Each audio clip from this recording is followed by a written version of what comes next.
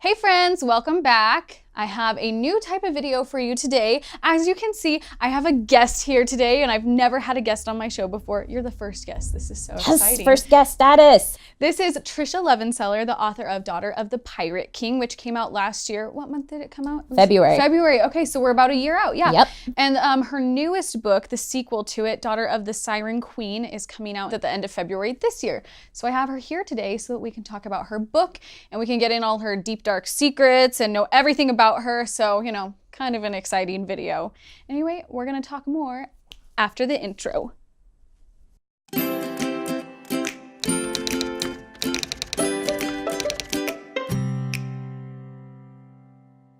All right, so first, if you've never heard of Daughter of the Pirate King, which you should have heard of it because it's awesome, I'm going to have Tricia tell you a little bit about the book so that she can, you know, let us know what kind of treat you're in for when you read them. Thanks, Sarai. Daughter of the Pirate King is about a 17-year-old female pirate captain who intentionally gets herself kidnapped by enemy pirates so she can steal a treasure map from off their ship. So it's just sort of a high seas adventure, a little bit of romance, lots of banter, and all that kind of stuff. Banter's the best part. Thank you. It's my favorite to write.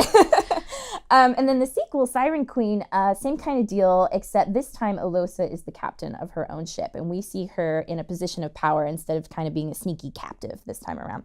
So she's got her own crew, she's got her own agenda and everything, and so we kind of see her in a different light. So we'll see the same characters from the first book, but they're all going to kind of be in a different power play, if that makes sense. And yeah, this is kind of like Alosa's version of a glow up. Oh, absolutely. This is like glow up 2018, right? She's the captain now. That's important. Right. And they're basically racing to get to the treasure we've been talking about this whole time in the first book. So in this one, we get Alosa captaining a ship across the sea and dealing with sea creatures and all kinds of other stuff. Oh, I'm excited for sea creatures. So yeah, you're going to get a little bit more fantasy elements in this one and kind of see Alosa and her abilities a little bit more in this one. Okay, that's super exciting because that was probably my favorite part really of the first one. Yeah, is I loved that reveal, like knowing that there's something secret going on in her life, right?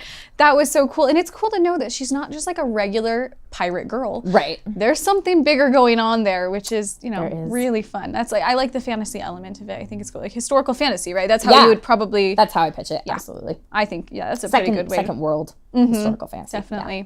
So I would assume that since you're a writer of YA, that you tend to be a big reader of YA. Would you say that's true? Absolutely, that's definitely true. Okay, good. So what would you say? I mean, there's a lot of really great books coming out this year. What would you say are some like new releases, or even some that are just on your reading list that you've been looking forward to? So Erin Summerill's Ever the Brave just came out in December. Right. Yes. That's exciting. So that's actually next up on my reading right now. Oh gosh. You know, I'm a little behind on some of my reading. So like I have to read a ton of arcs, and so I'll read arcs, but then I'll get behind on the books that actually came out during that year because I get caught up reading books that are about to come out. So I just read, for example, Jeff Giles' The Brink of Darkness, which is the second book to The Edge of Everything. And that was super good. That's kind of a YA urban fantasy / paranormal romance. He probably prefers to call it an urban fantasy because he's a guy. But yeah, you don't want to get labeled romance, it's a paranormal romance, though, Jeff. Sorry. You know, that's an interesting thing, isn't it? That like romance is kind of not what most people want their books labeled as, unless they're specifically a romance writer. But absolutely, that's interesting. It's super interesting. I tell people all the time this is a pirate romance, but I think my that's fair. Yeah, likes that. So I'm like, it's an action adventure with romance, with some romance thrown in. You know, right. I think we should maybe be more accepting of the genre of romance then. You know, in literature, because like absolutely. who doesn't love a romance? I feel like all books should have a little bit of romance. It's usually my favorite element of a story. Me too. So that's the best part. It's the heart-pounding stuff, you know, it's exciting. It's the tension and everything. Oh yeah, it's so good.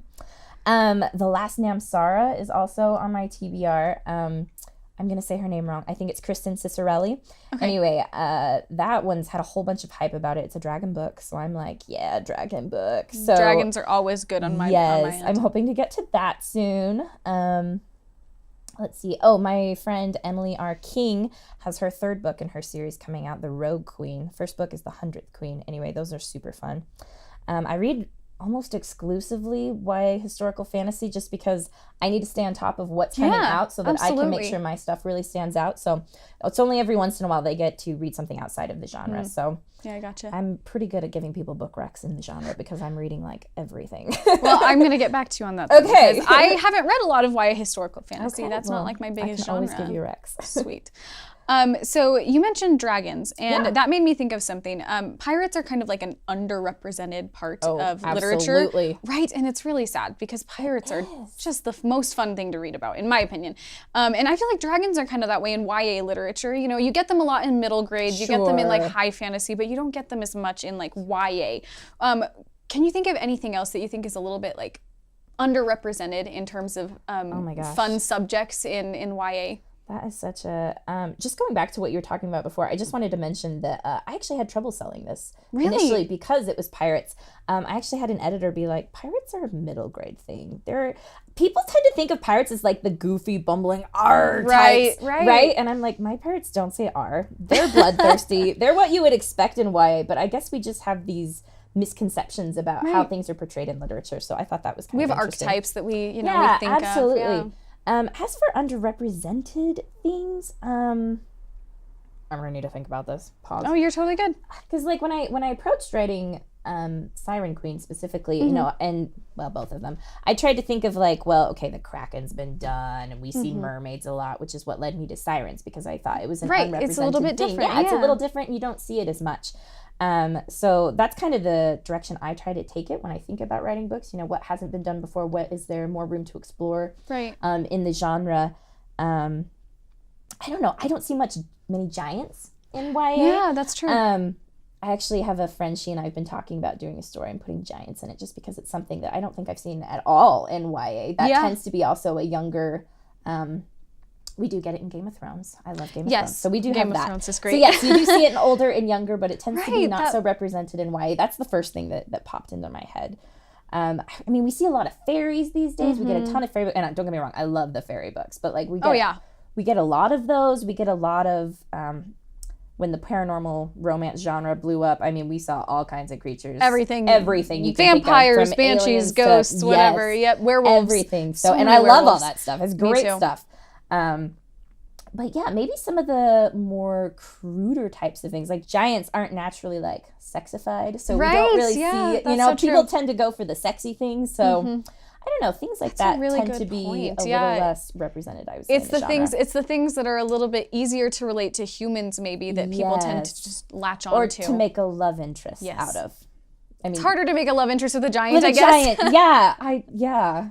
Although I'd be very impressed if someone could pull it off. I would be impressed too. I want to see what that would look like. Yeah, I don't know. A little curious now. Yeah. There was a book published, I think it was published last year, I think in the summertime, called Because You Love to Hate Me. I don't know if you read it or anything. I have not read it. Yeah, so it's just it's a collaboration between 13 booktubers and 13 YA authors. And so they got together and they wrote like the booktuber would give the YA author like a story prompt basically, and then they'd go and write that story. And I thought it was so fun to see that kind of collaboration. Yeah. And that's something that is kind of unique to YA, I think, that you get a lot of. Yeah, we get a lot of those little anthologies and things and I think like they're really cool. Is there a YA author out there that you would just love to do a collaboration with? Oh my gosh. So just like co-author a novel together? Yeah. The author I was talking about with the giant story is actually my friend Emily R. King. We have talked about doing something together. Emily's just really great with writing fantasy, and she loves to do romance like I do, and I feel like our writing styles are very similar, so we might end up doing that together in the future. Oh, that would be super fun. It would be super fun. She's awesome. Just great. One of the biggest problems I've noticed that most professional writers run into is that they get a little pushback from family and friends, and they get told, you know, that's a great hobby, you know, so what do you want to do with the rest of your life, right? Sure. So did you feel like when you decided to become a writer, I don't know when that was, I don't know, you know, kind of when that happened for you, but did you feel like you were supported in that, or did you feel like you had to kind of convince people and nudge them a little bit on that? I was actually very lucky. My family is super supportive. So even if they thought like that's ridiculous and you should never do that, they never said that to me. They were only ever supportive. My mom and dad are just fantastic. And I decided I wanted to write when I was 18. I started writing my first novel, and the thing that actually really helped me to actually finish my first novel is that I came home from college and my mom said, okay, I won't make you get a summer job if you finish that book you want to write. So that's a great strategy. It was her inspiration that was like, you know, I had a lot of anxiety at the time, so I didn't want to get a job because I was just dealing with things. And my mother was like, okay, you write the book. You don't have to get a summer job. And I was like, all right. What a great mom. I know. I love my mother. She's fantastic. So she was my initial inspiration for actually finishing a book. Yeah. So I couldn't have done it without the support and love of my family. So, I mean, that's a pretty good push to say, hey, I will not make you get a job if you'll just finish this book. And it gave me a timeline, like, okay, I've got 4 months to write a book and get it done. And I did. That's fast. It was a really good experience. So. And for you, is the writing process like you just kind of wrote it and then went back and fixed everything later, or do you try and perfect things as you go? I run into the problem of perfecting as I go along. If I know that there's something that's not working earlier in the novel, I'll go back and fix it right away. I feel like a lot of my humor and things depend on stuff that's already happened earlier in the book because I'll like make references to it and stuff. So if I don't have a solid grasp on the beginning, I'll go back and fix it. That way the ending kind of works out a little better. So yeah, I tend to need to have it, not like perfect, like the grammar and everything's not going to be perfect. It's not going to read smoothly just yet. But as far as content goes, I'll make sure all the important stuff's there before I keep going. Yeah. So if you were talking to an aspiring young author. Such as yourself? Such as myself, sure. Who was maybe, because I know this is definitely a problem that a lot of, especially college-age kids go through, is that they do have family and friends who say, you know, that's get a job and write on the side, you know, things like that. Right. What would you say then as like advice, I guess, not necessarily on how to convince people that it's the right thing to do. I mean, maybe that's the advice you want to give. But, you know, how to get that done when they're trying to balance everything else that they're working on. So I wrote my novels while I was in college. And for me, it was getting up an hour early before school to get things done and make sure that it happened. It was commitment. I was actually my most productive when I had so much going on because I had to be super strict about my time management. Yeah. But to answer your question, I would say find someone who is supportive, whether it's a friend, a spouse, just somebody who you can talk to about things and who can be your support. And they can be the person that you tell your stuff to. You don't need to tell the haters because they're not going to help you. Forget about them. You can love them. It's fine. But they don't need to know what you're doing book-wise. So find your support. And then, you know, I've actually heard horror stories about people who are like, they quit their day jobs and then they just start writing books. And it's like, you got to be willing to put in the time. Yeah. Those of us who start out, we are doing a billion things at once. We have a job, we're in school, and we're writing books on the side. You have to put in the time to get that book deal before you can quit and focus on writing as your, you know, as your main source of income. So you got to be willing to put in the time and you got to be willing to do the work, and you just got to, you know, have that good time management and find that person who can be your support. Right. And then all those haters, eventually, once you get your book deal, you'll be able to say, you now get bragging rights. Look, I did it. Yep. You have nothing to say anymore. Forget it. Absolutely. Absolutely. You actually get a little bit of hate writing YA specifically because it's not a real book genre because you're writing for children. You're not writing for adults. Writing for adults are the real books. Totally. So even when you're published and, you know, moderately successful, you're still going to run into stuff like that. There's a little bit of a power structure, you know, and I don't know why that is, why we treat adult novels as being like better or thicker, harder reads that are, you know, more intelligent or more emotionally, have more emotional depth or whatever, but you run into that as well, and I've noticed that. Ironic, because YA books are actually like best-selling books. Like it's the biggest, it's like the biggest market. I mean, it's so true. It's a thriving market right now in middle grade too, which is that's why it's so ironic to me that people think it's like not real literature. I was surprised. I did not think that would happen at all once I was published, but I've seen it. I've run into it a little bit, so that was surprising. I know. So just something to like be aware of, that even once you get there, there's still going to be people who look down on you for what you love, and find that support and stick with that support. So that kind of actually leads into my next question really well. So there's that quote, that famous Hemingway quote that's something like, you know, to write you sit at a typewriter and you bleed, right? And you're kind of just putting your emotions onto the page.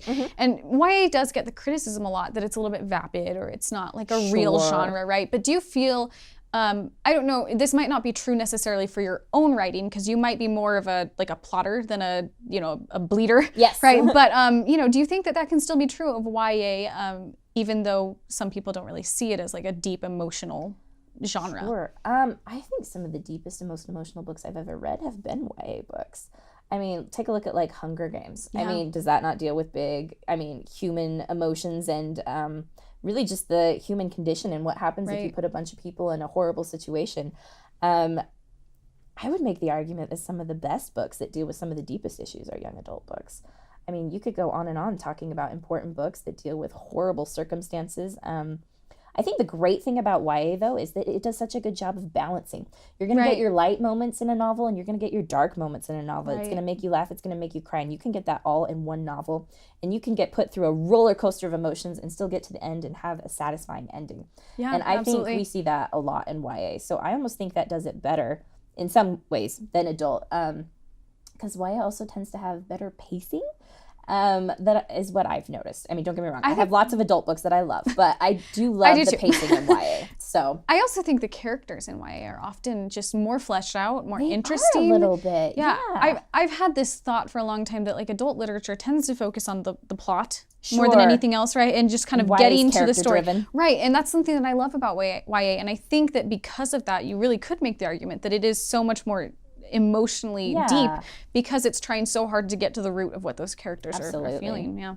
So I know that you worked for a literary agent for a while with A+B Works. And so you saw the behind the scenes of everything, right? And you were, I don't know exactly what your job was there. Mine's as a reader, but. Yeah, I was a reader, query reader, and then I also did edits with manuscripts. Okay, gotcha. So you know a lot about what goes on behind the scenes. And so what did you learn from that really helped you figure out how to query your own book to agents? The number one thing that I saw people forget to do consistently was to point out what makes their book different from all the other books out there.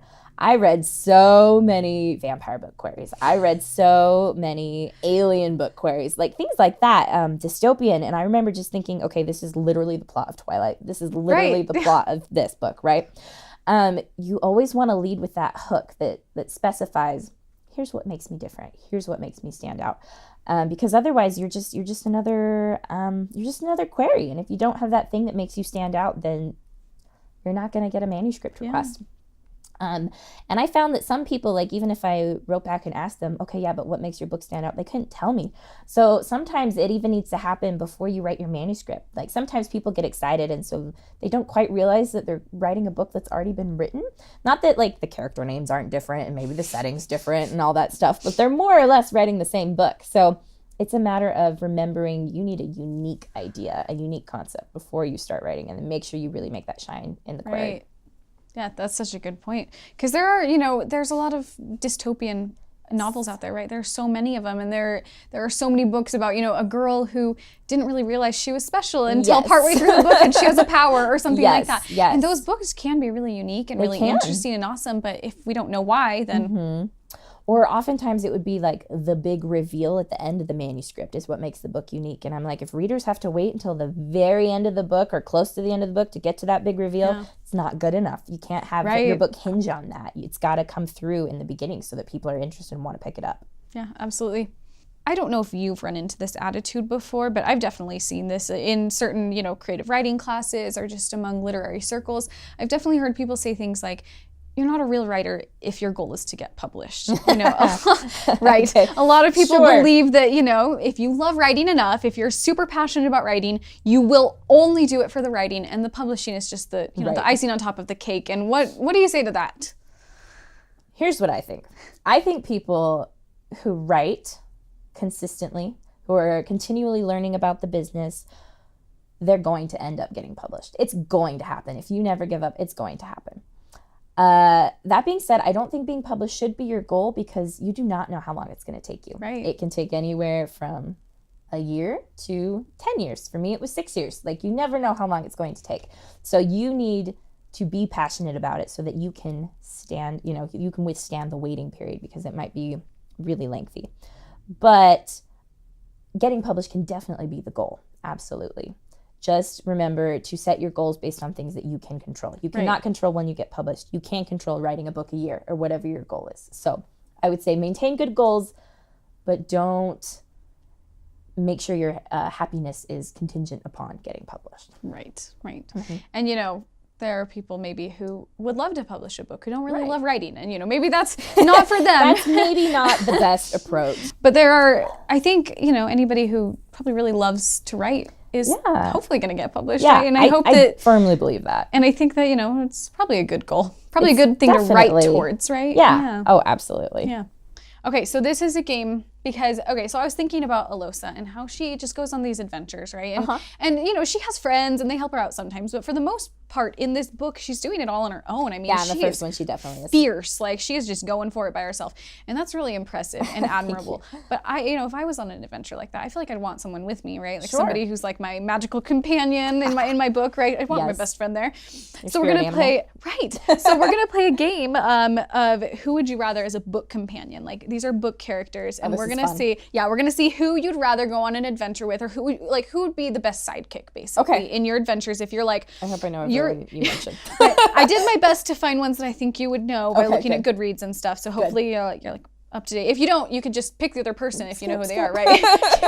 So imagine maybe that you're on like some magical quest and there's bad guys chasing you. They have swords or whatever, magic wands, who knows?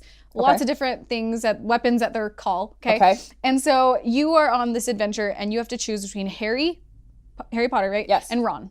Who would you rather go on this adventure with and why? Oh my gosh. Well, see, I kind of want to say Ron just because of comedic relief, right? Ron is so great for that. But as far as like spell work goes, I'd probably need Harry on the adventure. I would say the same thing. Yeah. I mean, let's just be real. He's slightly better at being a wizard than Ron is. I love Ron. Don't get me wrong. We love Ron. Like I said, comedic Ron Weasley, relief. And he's Weasley got his is good king. Spell moments, Wingardium Leviosa, Right. So, but maybe like the part where his wand breaks in half and he tapes it back together. Not like a great moment for him. Not him with his spellotape wand. Okay, so you chose Harry. Now you have to choose between Harry and Hermione. Hermione, hands down. Right. I didn't think that would be a hard one. Okay. So now you're going to choose between Hermione and Sherlock Holmes. Oh, dear heavens. Is Sherlock Holmes played by Benedict Cumberbatch or Robert Downey Jr.? It's all up to you. It's all up to me. Yeah. Okay. Whichever one you think would be. This is very good. I'm going to take Benedict Cumberbatch. All right, now you have to choose between him, Benedict Cumberbatch Sherlock, yes, and Katniss Everdeen. Oh dear. Okay. Katniss is a little bit of a killjoy, so I'm going to stay with Benedict. Okay, cool. I love Katniss. Let's be clear, I agree with you, but there's no fun there. There's no fun there. At least Sherlock's sarcastic. Yeah, you're going to get some jokes thrown in there. Yeah, absolutely. Okay, and did you read the Six of Crows duology? I did. Okay. I love those. So you're going to choose between Sherlock and Kaz Brecker. Now it's Kaz. It's definitely Kaz. I would say the same thing. Kaz, that scene where he pulls the guy's eyeball out of his socket, that is just the best thing I've ever read. He is so brutal. He's so hardcore. I want Kaz. And you know what? It always feels like you're reading an Ocean's 11 type of thing where you think that he failed, but he didn't fail at all. Actually, he's been in control the whole time. And I just love him. He's one scary dude. He is. Okay. This is going to be a tough one. Okay. This is the real challenge. You're working up to the real questions. I know. Okay. So Kaz or did you read Divergent? Yes. Okay, Kaz or Triss? I'm gonna stay with Kaz. Okay. Triss is pretty epic, fair. But I'm staying with Kaz. Okay. Mm-hmm. Okay, Kaz or did you read The And I Darken? Yes. Okay, Kaz or Lada? Now it's Lada. I think that's smart. Definitely. I think that's really smart. Lada. Oh man, those books blew my mind. They're so good. I've never seen a more brutal female character portrayed. That's why I love her so much. Entirely likable. That is why I love her so much. I love it. I read those books and I just think if I could write a character who can kill as often as she does and who is so unapologetic about it, but somehow I still root for her the entire time.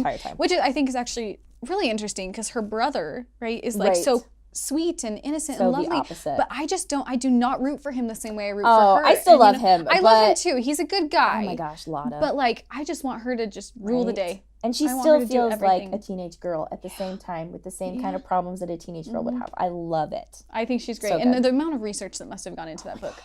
My goodness. Someday I want to be Kirsten's friend. She doesn't know this, but someday. We'll all just be friends in the book world, Yes. We'll just hang out.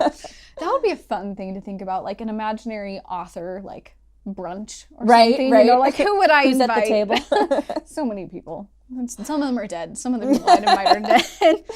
Okay, so now, would you take Lada on your adventure or would you take Raiden from your own book? Oh gosh. See, now, it would be so fun to meet your own character. Right, but in terms of who's going to help me defeat the bad guys, I'm going to have to stick with Lotta. I think that's a good choice. Ryan's really cool, and he's, like, attractive and awesome. He's also got his own, like, really intense moral code, and I feel like that could get in the way a little bit. I think so, too. I need someone who's a bit more brutal on my side. I think you're right. Okay, so now you're going to choose between Lotta and Wonder Woman. Oh, my gosh. You are killing me. Dang it. You know, I'm going to have to stay with Lotta. I think we've hit the high point. I don't think there's anyone I would choose over her. Okay, well, that depends on this last question. Okay, this depends on the last question. Lotta or Alosa? I knew you were going to do that. Okay, wow. I feel like I'm going to be really prideful if I say Alosa. But you're allowed to. I mean, it's cool. To? Yeah, okay. you're absolutely. Then I'm going to say Alosa. She's a badass. Pretty intense, yeah. I mean, I don't want to be on the other end of the sword when she's holding it. Right, no, I mean... She's pretty intense. Yeah. She's kind of in that same vein as Lotta, where she, you know, she just kind of goes for it. Like, she sees something she wants, and she's like, well, guess it's time to kill someone to get what I want. Get what I need. You know, maybe not the choice I would make, but if she's my partner in crime, that's okay, because she can do the killing. And I just turn blind eye. I just pretend I don't see. I'll be the one who runs away while she deals with the bad guys. You could be like, I don't know, in some ways like the brains of the operation. Like you do all the like, you know, sneaky stuff, and she goes out and does the brutal stuff. And I like fine. that. Yeah. I like that. Okay, so we've ended on Alosa. I think that's fine. That's okay. That's fair. Okay. Absolutely. You know what? If you get a book published, I think you're allowed to choose your main character. Good. Yeah, that's good. I think you're good. Okay. So that's it for questions. So you can, you know, tell us whatever you want about your books. You know, you can give us a little pitch here. You can tell us anything you want to talk about. Can I talk about what I'm doing next? Yes. So yeah, I just like to talk about what I have coming up next. I sold 2 more books to my publisher. So exciting. The first is a sort of a Viking story, very loosely based on Viking culture. That is like almost at the same level as pirates for me of what I want to see in YA literature. So this is about Alosa is my Slytherin, right? Razmira is my hero of my Viking story, which is called Warrior of the Wild, and she's a Hufflepuff. Okay. So it was a little bit of a different a little different thing here, but I hope people can get just as excited about her. But her plotline is that she, through no fault of her own, fails her coming of age test, and as a result, she is banished from her village, and she is banished to the monster-filled wild. This is also my monster book, right? And if she ever wants to come back, she has to kill her village's oppressive deity. So basically, she has to kill a god if she wants to come home. No small task. I mean, yeah, you know, it's kind of a big problem. she, you know, no biggie. I kind of just really wanted to reach with this book. I wanted it to feel a little bit darker, a little bit more impossible, I guess. Yeah. You know, I wanted her to take on this big task, and I also, I guess, kind of wanted to challenge myself because I'm like, yeah, no problem, right? I make the mistake of putting myself in corners and then having to work out of them all the time. But yeah, so, and of course, while she's banished to the wild, there's another boy who's been banished to the wild. So I've got this little trio team out in the wild who's completing their impossible quests in order for them to return home. So it's also got kind of a, you know, Harry, Ron, and Hermione against the world kind of feel to it. That kind of trio thing that we all enjoy. Yeah, that trio thing that we love. Yeah, so I'm really excited about that. That will come out February 2019. Okay. So they're keeping me on a February schedule unless anything happens and it has to get pushed back. I'm waiting for edits on it right now, so it's all the way written and everything. We're just waiting to start doing revisions on it. That's awesome. The second book I sold is like a to-be-determined novel, so they just kind of wanted to get me on the publishing schedule ahead of time, so I actually don't know what that novel is going to be yet, the novel that I'm writing this year. Yeah, so I assume after we finish edits on Warrior of the Wild, we'll start talking about that. Yeah. And we'll go on from there. It's kind of nice to have a deadline, right? Like if as a writer, you know when your book that is to be determined is going to be published. So you're like... Yes, and that one will be, February 2020. Gotcha. And then... February's your month. It is my month, I guess. It's a great month. It's my birthday month too, so I think it's like the perfect my mom's birthday month. So my books actually come out on her birthday, so... That's really fun. Yeah, and a great birthday present. It's like, you inspired me, and now here's the book that's coming out on your birthday. That's true. That's awesome. Yeah. All right. Have a great day, everyone. Thanks so much for watching. Please subscribe, like, and comment, and I will let Tricia know what you say in the comments. If you loved the book, if you didn't love the book, which isn't very nice. Don't pass those comments on to me. You can just save those for yourself. Okay, but I will let her know what you say. If you have questions for her, I'll let her know those too, and maybe I can get a response and send it to you guys. All right, have a great day. Little known fact about me is I used to sing in a band when I was in middle school, and I would have to sign autographs, and that was what I always felt afterwards. I was always like, massage my face. Oh my gosh. Yes. It was the nerdiest, dorkiest thing in the world, but 8-year-olds love getting autographs from 13-year-olds in bands. So cute. I love that. Yeah, it was a good time. Since I did my creepy internet deep dive, I just wanted to give you a thank you. Oh, you didn't have to do that. No, it's, thank you for coming on. And you're my first guest. It's so exciting. Yeah. Absolutely. So, it's a little creepy. I know too much about you because I looked at your Instagram and all that. So I went for it. There's something for Rosie in there. Oh my gosh. No. That's how creepy I am. I know your dog's name. I love that. What's in the back of the book? Right. Yeah, exactly. I read that. So there's stuff for Netflixing. So you have some popcorn and some dog treats for Rosie. I didn't know what she liked, so I was like, whatever. These are her favorites. Oh my gosh, it's Legit. fate. It's literally fate. fate. She loves these rawhide happy. bones. Oh my god. Well, I asked people, I don't have a dog, so I was like, what do I get for someone who has a dog? So I know. funny. See, I am a creep. Oh my gosh. And then that's just for fun, for relaxation. Yes, because I know it can be so stressful to write. And there's just a cookie and a little letter from me because, You were fantastic. No problem. Thank you for being here. I just gotta give you a hug. Oh, of course. That's from the Owl Crate. Yes, it is. The washi tape. That is and so you can fantastic. read that later. You don't have to Okay. read that now Sure, because it's